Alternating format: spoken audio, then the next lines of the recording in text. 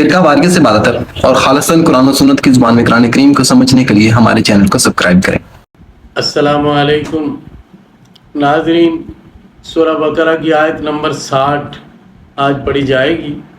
اعوذ باللہ من الشیطان الرجیم، بسم اللہ الرحمن الرحیم۔ وَإِذِ اسْتَسْقَىٰ مُوسَىٰ لِقَوْمِهِ فَقُلْنَا اضْرِب بِّعَصَاكَ الْحَجَرَ، اور وہ وقت یاد کرنے کے قابل ہے جب موسیٰ نے علیہ السلام نے اپنی قوم کے لیے پانی مانگا تو ہم نے کہا اپنا عصا پتھر پر مارو۔ یہ واقعہ بھی وادی تیہ میں پیش آیا جہاں اللہ تعالیٰ نے بنی اسرائیل کو قید کر دیا تھا۔ وہاں پانی کا کوئی بندوبست نہیں تھا تو انہوں نے حضرت موسیٰ علیہ السلام سے شکایت کی، پانی کی تنگی کی۔ کھانے کا بندوبست تو اللہ تعالیٰ کی طرف سے کر دیا گیا تھا، من و سلوہ کی طرف سے، پانی کی بھی ضرورت تھی۔ تو انہوں نے حضرت موسیٰ علیہ السلام سے اپنا یہ مسئلہ عرض کیا اور انہوں نے اللہ تعالیٰ سے دعا کی تو اللہ تعالیٰ نے یہ حکم دیا کہ یہ جو آپ کی لاٹھی ہے حضرت موسیٰ علیہ السلام کا کرشماتی عصا، اسے پتھر پر مارے۔ حضرت موسیٰ علیہ السلام نے وہاں ایک پتھر تھا، اس پر وہ عصا مارا تو اس میں سے 12 چشمے پھوٹ پڑے۔ بنی اسرائیل 12 قبائل تھے، یہ اولاد یعقوب ہے۔ حضرت یعقوب علیہ السلام کے 12 بیٹے تھے، تو ہر بیٹے کی اولاد جدا جدا قبیلہ تھی، سب کے افسر بھی جدا تھے اور سب کو انتظامی معاملات میں بھی الگ الگ رکھا جاتا تھا۔ اس لیے اللہ تعالیٰ نے ان کے لیے پانی کا بندوبست بھی الگ الگ کیا۔ 12 قبائل کے لیے الگ الگ چشمے اس ایک پتھر سے جاری ہو گئے۔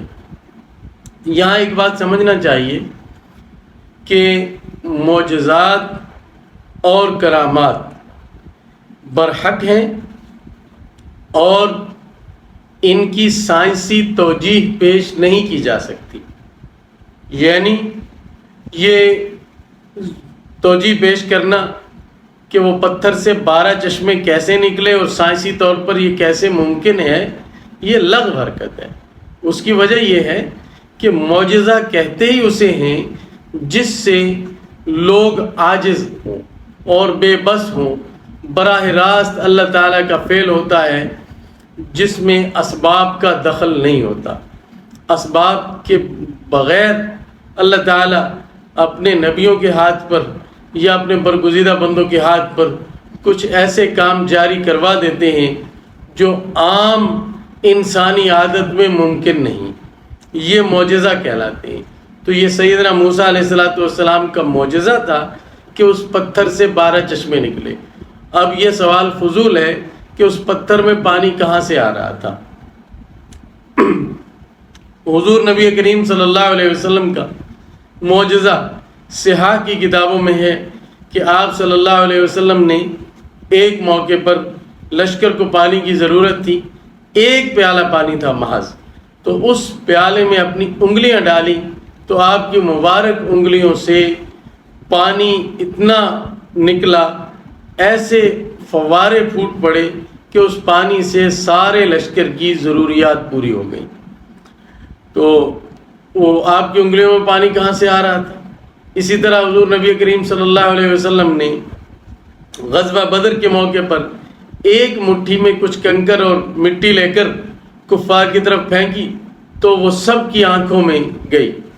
یہ کیسے گئی، اس کو بھی اللہ تعالیٰ خود فرماتے ہیں وَمَا رَمَيْتَ إِذْ رَمَيْتَ وَلَكِنَّ اللَّهَ رَمَى، کہ وہ مٹھی آپ نے نہیں پھینکی جب آپ نے پھینکی، لیکن وہ مٹھی اللہ نے پھینکی ہے۔ تو بات یہ ہے کہ چونکہ اللہ تعالیٰ کے لیے کوئی چیز بھی ناممکن نہیں، اس لیے معجزہ کچھ بھی ہو سکتا ہے، وہ اللہ تعالیٰ کا براہ راست فعل ہوتا ہے، اس میں نبی کے اختیار کا عمل دخل نہیں ہوتا۔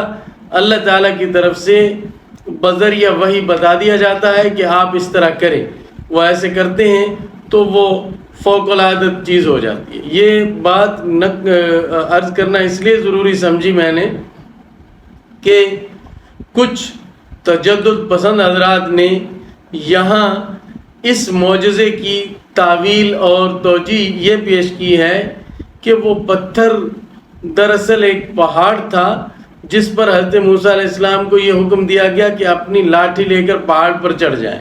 جب وہ پہاڑ پر چڑھ گئے تو وہاں 12 چشمے پھوٹ رہے تھے، وہ انہیں نظر آ گئے۔ گویا اس کی سائنسی توجیہ پیش کر رہے ہیں اس کی کہ یہ سائنسی طور پر کیسے ممکن ہوا۔ تو اس کی توجیہ تو چلو انہوں نے کر لی الٹی سیدھی، جو وہ عصا سانپ بن جاتا تھا پھر اس کی توجیہ کیسے کریں گے؟ حضرت موسیٰ علیہ السلام کا جو ہاتھ چمکنے لگتا تھا بغل میں لینے سے اور باہر نکالنے سے اور پھر ویسے ہی بجھ جاتا تھا، اس کی سائنسی توجیہ کیا کی جا سکتی ہے؟ لاٹھی کا سانپ بننا جس طرح ممکن ہے اللہ تعالیٰ کے حکم سے، اسی طرح بالکل ممکن ہے پتھر سے چشموں کا جاری ہونا، اور یہ براہ راست اللہ تعالیٰ کا فعل ہے۔ نبی کے ہاتھ پر چونکہ اس کا ظہور ہوتا ہے، اس لیے نبی سے نبی کا اعزاز معجزے سے بڑھ جاتا ہے، اور یہ ان کی تصدیق کی دلیل بھی ہوتی ہے کہ یہ اللہ کے سچے نبی ہیں۔ بار کیا یہ بات ضمناً عرض کر دی، اب واقعے کی طرف آ جائیں۔ فرمایا فَانْفَجَرَتْ مِنْهُ اثْنَتَا عَشْرَةَ عَيْنًا، اس میں سے 12 چشمے پھوٹ پڑے۔ قَدْ عَلِمَ كُلُّ أُنَاسٍ مَشْرَبَهُمْ، سب لوگوں نے اپنے پانی پینے کی جگہ معلوم کر لی، یعنی سب کے لیے متعین ہو گیا کہ اس قبیلے کے لیے فلاں چشمہ ہے، اس کے لیے فلاں چشمہ ہے۔ کلو واشربوا من رزق اللہ، کھاؤ اور پیو اللہ کے رزق سے۔ اللہ کے رزق سے مراد یہی من و سلوہ اور یہ پانی تھا جو اس پتھر سے نکلا۔ ولا تعثوا فی الارض مفسدین، اور زمین میں فساد مچاتے نہ پھرو۔ فساد مچانے سے مراد اللہ تعالیٰ کے احکام کی خلاف ورزی ہے کہ اللہ تعالیٰ کے اب جو حکم تمہارے پاس آئیں ان حکموں کو نہ توڑو، ورنہ یہ فساد ہوگا۔ اور یہ ناشکری بھی ہے کہ اللہ تعالیٰ تو اتنا اپنے انعامات سے ان کو نواز رہے اور یہ لوگ اللہ تعالیٰ کے احکام کا مذاق اڑا رہے تھے اور اس احکام کی خلاف ورزی کرتے تھے۔ تو اس طرح بنی اسرائیل فساد کے مرتکب ہوتے تھے۔ اللہ تعالیٰ نے تاکیداً فرما بھی دیا کہ زمین میں فساد مت مچاتے پھرو۔ آگے واقعہ جاری ہے وادی عتیق کا، اور اگلی آیت انشاءاللہ اگلی ویڈیو میں پیش کی جاتی ہے۔ اللہ حافظ۔